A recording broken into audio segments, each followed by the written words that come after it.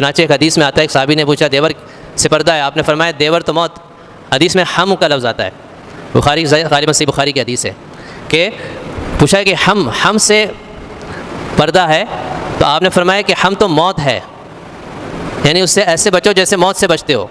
اور ہم جہاں دیور کو کہتے ہیں ہم، وہیں پر شوہر کے تمام رشتہ داروں کو بھی کہا جاتا ہے، یعنی وہ رشتہ داریاں جو شوہر کی نسبت سے ہوتی ہیں ان کو ہم کہا جاتا ہے۔ مثال کے طور پہ شوہر کا ماموں ہے، شوہر کا چچا ہے، شوہر کا بھانجا ہے، شوہر کا بھتیجا ہے، تو یہ سارے کے سارے ہم ہیں۔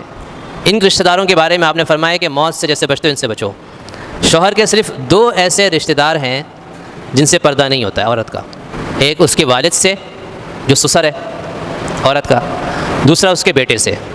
بیٹے سے مراد یہ ہے کہ اس کی دوسری بیوی کا بیٹا ہے، تو اس عورت کے لیے ستیلا بیٹا ہے تو اس سے پردہ نہیں ہے۔ تو ان 2 کے علاوہ باقی جتنے بھی شوہر کے رشتہ دار ہوں گے، شوہر کا چھوٹا بھائی دیور کہلاتا ہے، بڑا بھائی جیٹھ کہلاتا ہے، شوہر کا ماموں ہے، شوہر کا چاچا تایا ہے، یا شوہر کا آگے پھر مثال کے طور پہ اس کا بہنوئی ہے، جو بھی ہے، تو یہ سارے کے سارے اس عورت کے نامحرم ہیں۔